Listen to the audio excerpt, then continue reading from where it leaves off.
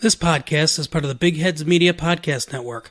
Go to bigheadsmedia.com for more great podcasts.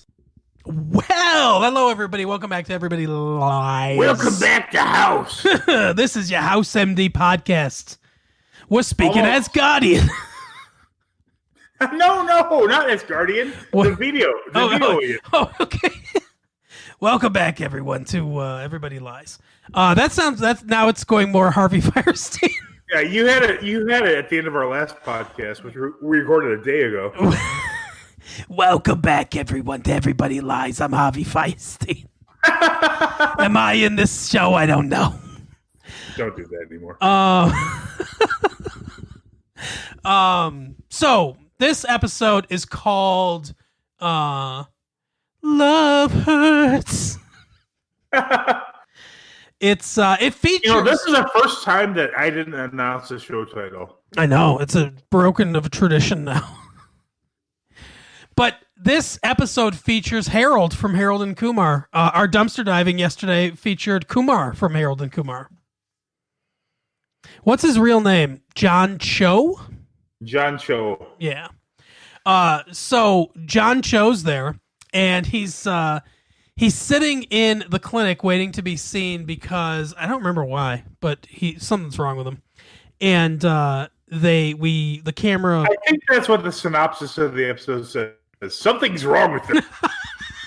I'm just reading off of Amazon. Something's wrong with John Cho and Harold of Harold and Kumar fame. I think Rick would agree. There's too many of them. We pan in on this door, and House is. Do you think Rick's at home like, okay, I've done the math. Asians are 2% of the population. Therefore, you should have at least 50 people in an episode to have one Asian. What if he starts going worldwide though, and he's like, wait a second now, there's not enough Asians. You know what's funny when the movie it was a Spike Lee joint. Do you remember the movie? It was like the Miracle at St. Anne's, I think. Oh yes. Yeah, it was about Did you watch that? I haven't seen it. I haven't seen very many Spike Lee movies. I haven't seen the movie. I remember hearing about it, but I haven't seen it. Yeah, but I know he was like being people were like no actually I'm completely wrong. It was a Clint Eastwood movie, like one he did about like Iwo Jima, I think. Oh yeah. What the hell was that called? I think Spike Lee made A Miracle at St. Anne's in response to this. Mm-hmm. But it was at Iwo Jima, and Spike Lee was like upset because he's like, "Oh, there's a underrepresentation of African Americans." But again, I'll call back to our previous episode. Like the actual amount was like 0.5. Right. So you'd have to have like a guy with like his lower his lower extremities blown off by a Claymore mine. And at the end of the movie, to be accurate, oh my God. If there's 50 people in that, or 100, right? Oh my God. But anyway, so we see House in the clinic. Speaking of full-blown AIDS, yeah, he's about to give it to Cameron. We see House in the clinic with some dude, and Wilson's there, and they're watching. I think they're watching a baseball game, I think, on TV. Yeah, I thought this was pretty hilarious. And so Wilson's like, well, what are you doing? Or who's this guy? They're talking about Cameron coming back. And Wilson almost like, it's so weird. Wait, he didn't ask this question earlier, like when he first got to this room. But he's like, who's this guy? And he's like, he's examining me. And House goes, he's got to go back to work when I'm done. Yeah, that was like a perfect relationship. Yeah, and House goes, I guess I do too. But yeah, so they're in the. Which is funny because even with Vogler gone, House is back to his usual shenanigans. Yeah, I like Vogler, but I'm so happy that it was a limited, period. Yeah, I think it was the perfect amount of episodes. Perfect amount. Yep. But so, he's they're talking about Cameron, and Wilson's like, well, what did you give her to come back? More salary, better parking space, whatever. And House is like not saying anything, and Wilson's like, well, it's not like she came back because she likes you. And then he gets this look on his face, and he goes, oh no, she is coming back because she likes you. And this guy's so funny too. He goes, you should do her. or you're gay. Remember back in the good old days where you could make those comments? The way he says it is so funny too. And Wilson's like, oh, the young ingenue doctor and like everything. And so House leaves because it's unbearable for him. No, you forgot. House tells this guy, he goes, if you keep that up, we're going to end this exam with a prostate exam. Yeah. So House leaves because he can't bear it anymore. And they're singing Cameron and House sitting in a tree. But he literally runs into Harold, who's carrying a cup and spills all over him. And House sees that it's like an amber colored liquid. He's like, who walks around with an empty, urine cup and everything? He gets all pissed off and yells at the guy. And Wilson comes up and reminds him that one more patient complaint and he's going to get suspended. And House goes, well, he peed on me. I'm not into that. Right. Yeah. So for Rick, this guy is actually played by Eddie Redmayne. Yeah. Yeah. He's, House is not Traffic Tony P. He's not into, it's a shout out for Alex right there. But I just laughed because it seemed like the appropriate thing to do. But anyway, so, he goes to apologize to him and he's having a stroke. Wilson says, you scared the guy into a stroke. A couple of things here. I think House could be a comedy. If you add a laugh track, this is a very funny show. Oh, yeah, for sure. Secondly, did you also think that those flowers outside the window were like a blood splatter? Yes, they looked like it, yes. Yeah, I was like, what the fuck just happened here? This guy just like shot blood everywhere, but it was just flowers. Yeah. I don't know if they did that on purpose or not, but yeah, it was a hell of a visual. But anyway, so they start examining him. I guess House decides he's got to take this case because he scared the guy or whatever, and he thinks it's a vocal or not a vocal it's part of the eye ocular. I don't know if they say ocular, if they say a part of the eye, like retinal. Ocular usually. Yeah, but anyway, like an ocular seizure or whatever, or stroke. And Cameron walks in. They're surprised that she's back, and House says, or I think it was Chase goes, we need to get an MRI and see what's going on in there. And House says, well, you're looking at the wrong part of the scan. And he's like, Foreman. Foreman's like, I'm looking at the brain. And Cameron says, it's the jaw. Like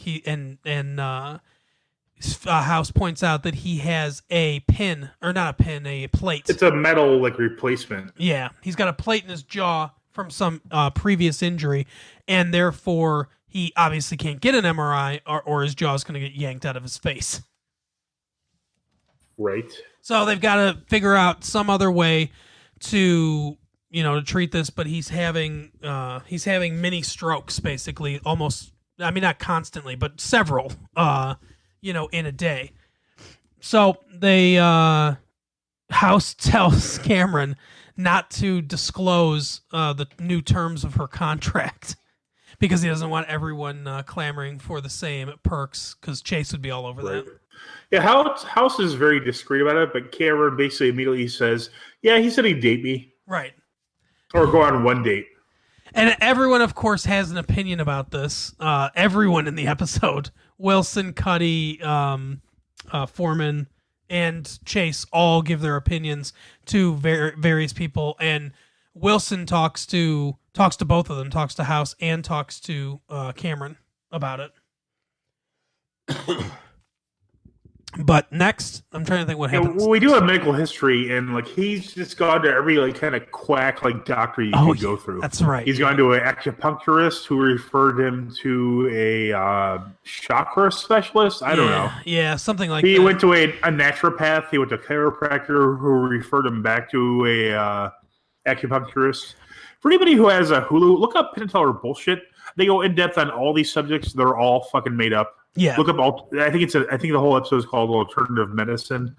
Honestly, go to a doctor if you're sick, please. As this episode will show you, that's the correct thing to do. Yeah. And House does the pros and cons at one point where he's like, where he's like, well, I guess what does it hurt except they're bilking money from some morons. But then he's like, but on the other hand, if he hadn't wasted all this time going to these quacks, then maybe he'd be better off or farther along with. He's like, you can really see him like, well, maybe, people that are this dumb should lose their money, but he's like, oh, but, Right. but then also, it's the time factor. And he's kind of really, much like Steve Jobs, who went to like a natural, like medicine person. Yeah. Some people claim, I don't know, I'm no doctor, obviously. Some that people we think know that, about. Some people think that if he had gone to, since apparently the strain of pancreatic cancer he had was the good strain, to quote Curb Your Enthusiasm. Okay. So Yeah. they say that if they go to a traditional doctor, he might still be alive today. But he was kind of like, the belief that he knew better. He was like, kind of a hippie in a lot of ways. So he went to like the natural. This is what I've heard. I don't know if it's correct, but they say if he had gone to, Western medicine, as some people who are hippies call it, Right. he might still be alive today because he was lucky, quote unquote, in the sense that he was detected early. Most of us just call it medicine. Yeah. Science, not Western science or Eastern science or alternative science, just science. Yeah, it's like I think it's what's his name, Ricky Gervais says, and many people have said this before, that if the entire body of knowledge of the world was destroyed in like 10,000 years, the science would be exactly the same, but religion would be 100% different. Oh yeah, yes, agreed. And that's what makes it science, because it's provable. Yeah, it does not change. It doesn't change with culture. It doesn't change with. It doesn't change. At least not actual good science founded on reason and testing and logic. It doesn't change how you vote. Right. Exactly. It's just there. It's everything. It's reality. Science is a way of describing reality accurately, which is not done to the degree that it needs to be done. Yep. 2 + 2 will always be 4, no matter what. Exactly. Yeah. But yeah, so, and also we have to mention that this guy, Harvey is his name. He has this woman with him the whole time. He says he's his guru, but Chase, for some reason, knows that he's not being factual on this. Yeah, we find some stuff out about Chase in this episode. Yeah, her name is Annette, and she's with him all the time. She talks for him a lot of times. And I don't remember. Actually, I'm as always, house.fandom.com helps me recap this, because there's a lot going on in the House episode. Oh yeah, and it does give the sequence. Actually, it says that he went to an acupuncturist, then a shin balancer, then a homeopathic doctor, then a chiropractor who sent him to a naturopath who sent him back to the acupuncturist. Oh, the chiropractor. He probably had an office in the mall, and he gave out bent pens. Yes, I think Penn and Teller bullshit on Hulu. Watch every episode. It's very good. They should, aside from the language, which just kind of makes it more colorful, every school should have the whole series taught there. It's brilliant. Yep. And then if you want to say a shittier version, Adam Ruins Everything. Yep. That does the same topics in a much stupider way with a terrible host. Adam Conover from College Humor. That must be an ironic name. But anyway, so let's see what else happened. So Chase, they do a test where Cameron has to inject a needle into Harvey. Oh yes. And he's really into it. Oh yeah, you can tell that he is fucking loving it. I mean, I remember the first time I watched this, I was like, God, it looks like he's gonna fucking come all over the place. It really did look like that. Which, is some pretty good acting and foreshadowing for what happens, because Chase suggests that perhaps the strokes are being caused by trauma. That there's some sort of trauma that could be causing this. And House says, yeah, and he mentions, hey, look, he replaced his entire jaw. That alone is traumatic. I mean, it's a lot of fucking surgery. It's pain. Yep. And then, you're gonna say this is ridiculous. What happens next? So House is like, no, probably not. We're gonna go with Foreman's theory. Put him on blood thinners, all that stuff.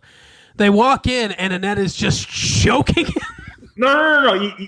You forgot one very important part. Like, Foreman offers an alternative diagnosis, and House decides who is correct with a magic 8 ball. Yeah. Yeah, I think that's a joke, though. I don't think he's really using the magic 8-ball to I don't know. I'm not sure.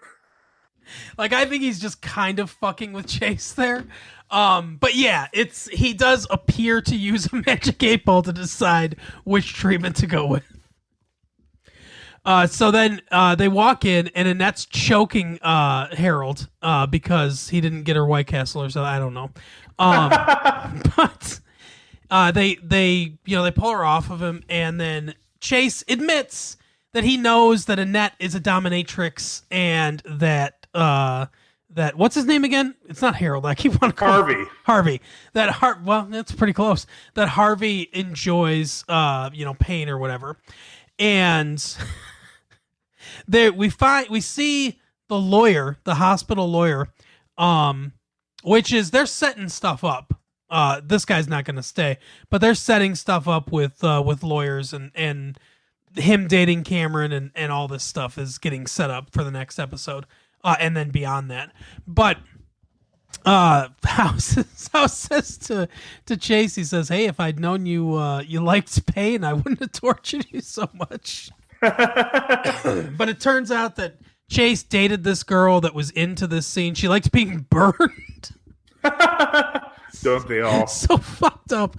And he explored it a little bit, so he met Annette at some parties or whatever. I don't know what parties people that torture each other go to, but I mean, wherever the Australian Michael Pitt goes, who knows? Right.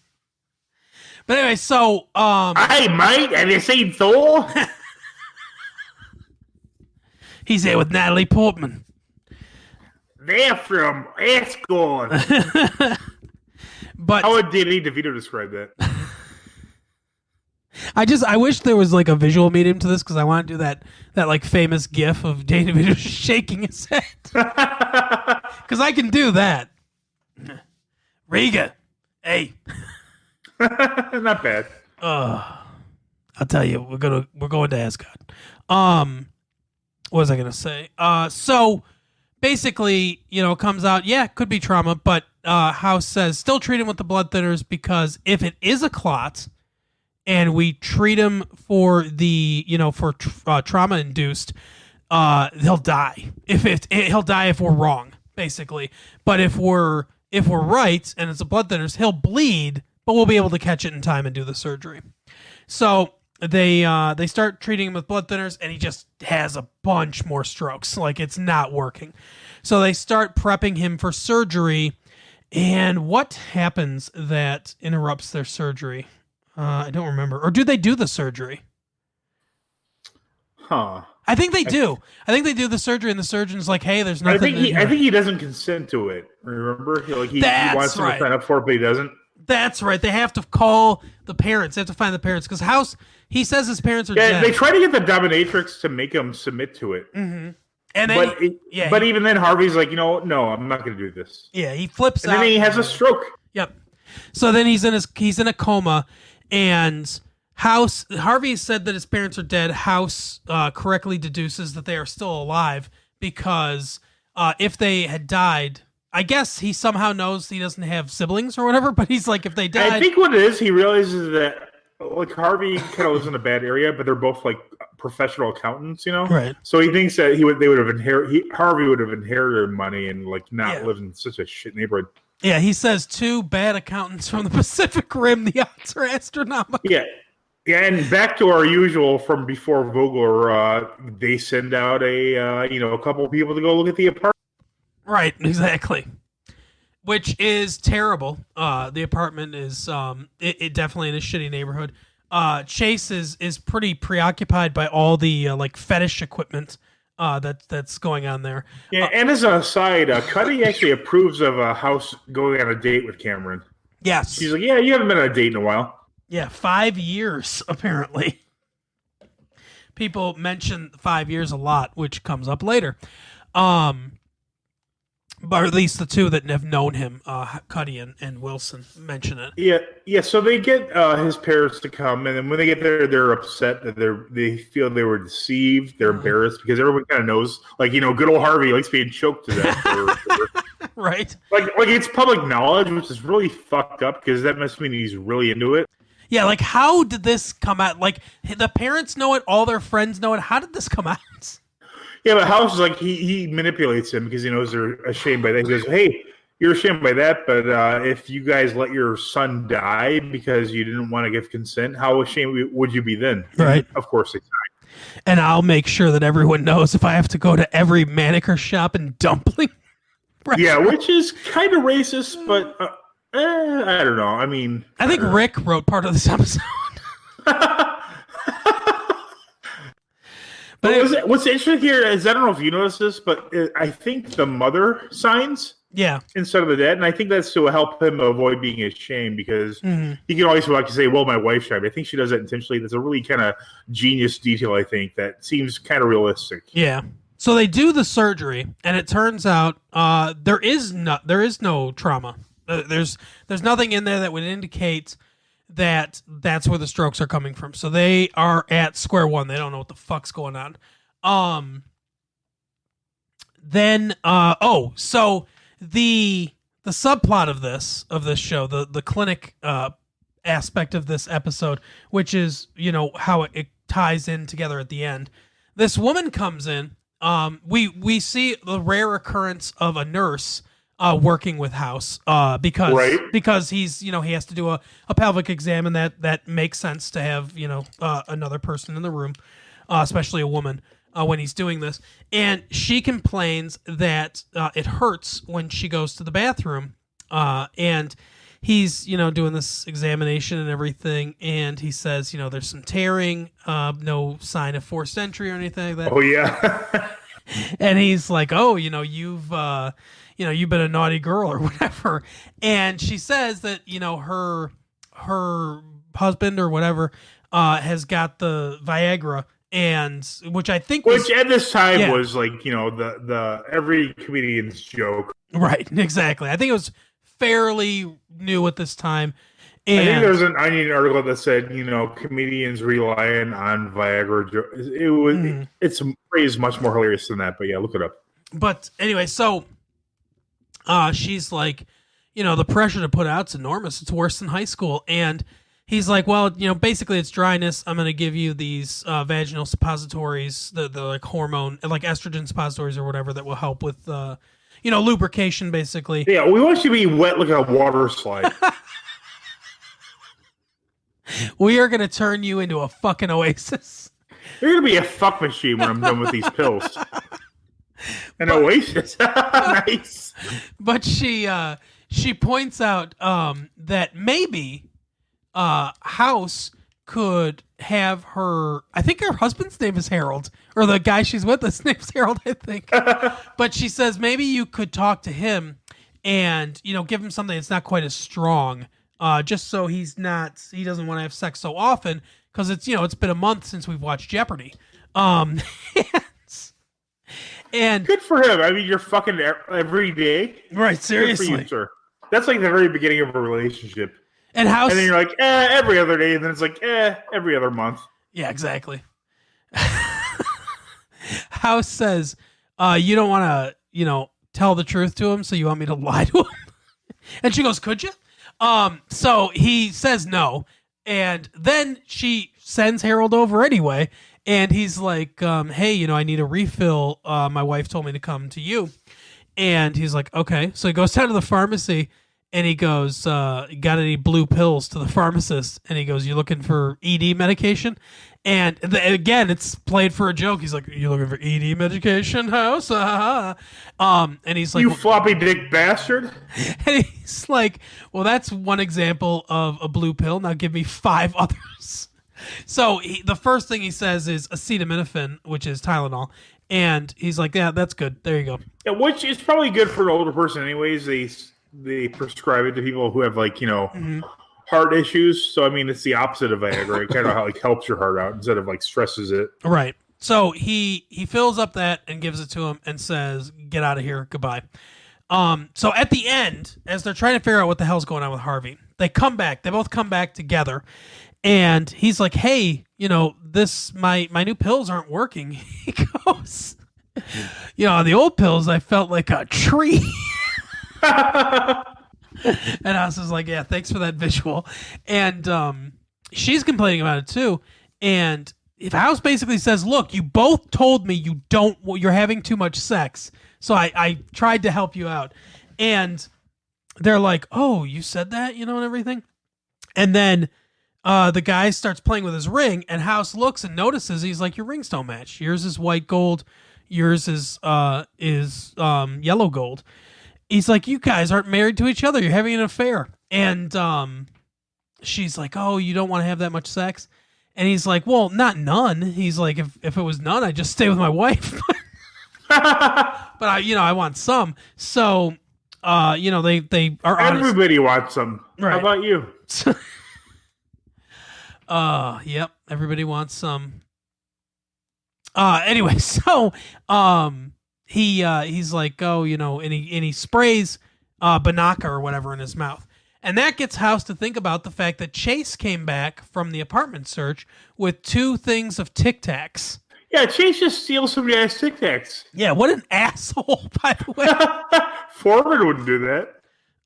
So House is like, hey, where'd you get these from? And he's like, oh, I only took a couple of them. There was like a whole drawer full of them. And he goes, you didn't think that was weird? That he had an entire drawer full of Tic Tacs? So then he has him smell his mouth, which is rancid.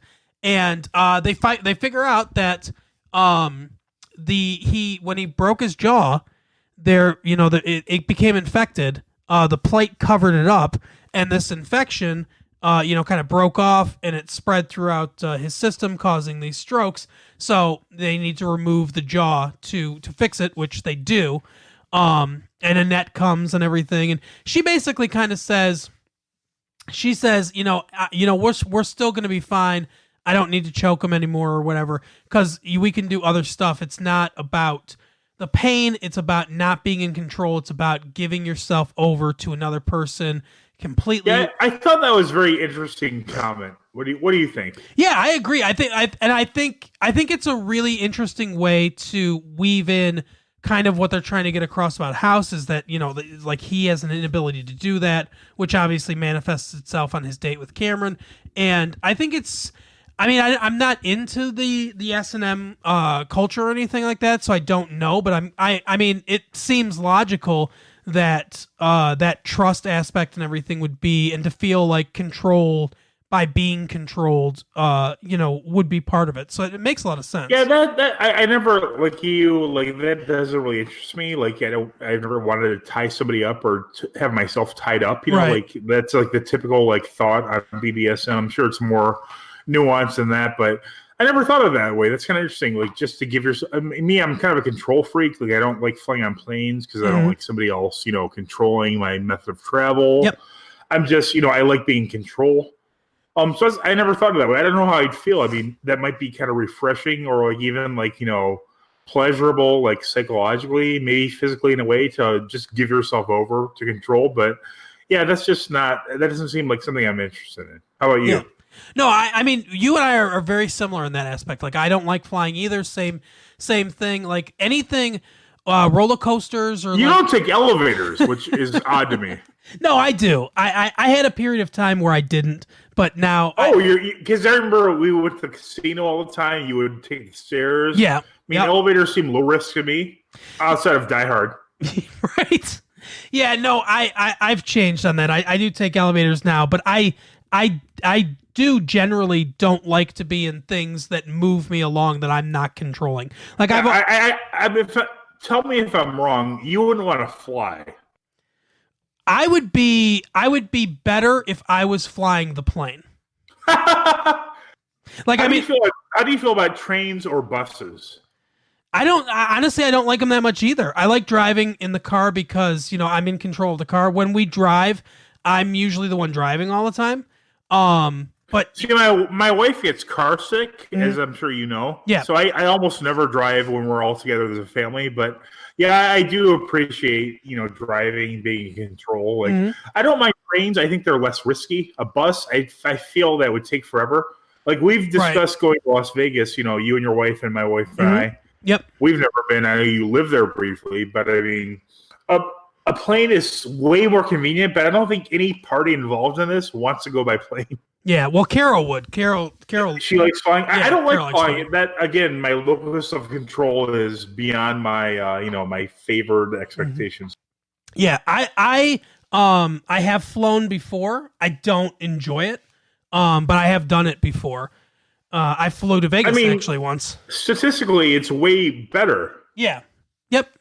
And logically, I know all that stuff, but it's still, like you said, it's that part of you that just wants to be the one in control of everything.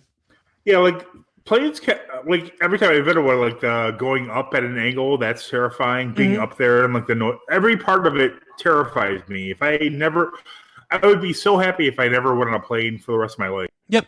No, I agree. I mean, I wouldn't mind taking a train. Like, that's not something that I'd be like, no, there's no way. I'm fine with a train, Yeah. but it takes forever. It does take a long time, yeah. I think driving is, if you're not going to fly, I think driving is probably the best way to go. Maybe. But yeah, I mean, train, I guess you can sleep on the train, I guess. You can. But anyway, so that's the episode of House and our plans for travel later. Yeah, I mean, after the coronavirus is, settled down or there's more information. Yeah. When it's over, it'll be over. It's a matter of time. Yep. I don't know exactly how long it will take, but eventually will be gone.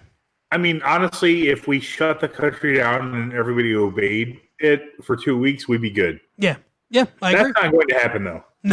No, unfortunately not. But I do think, I do think it'll be sooner rather than later. I hope that it's over. So far, knock on wood, it's not as deadly as everyone thought. Not by a huge margin, but I think we'll get this. Yeah, I agree. But yeah, our episode of House. If you're into BDSM, feel free to write us. Tell us what you like about it. If you want to see more Asians in film, write to Rick and tell him that you feel that way, that you want to see yourself. Rick at AmericanFirst.com. Yeah, tell him that you want to see representation in film. So Rick, we're kidding. We appreciate you, unlike Tristan. Right. Yeah. And Constance Wu, if you want to weigh in on Rick, we invite you on the show too. Yep. All right. Yeah, that's our episode this week. We'll see you next time. All right. Bye. See you later.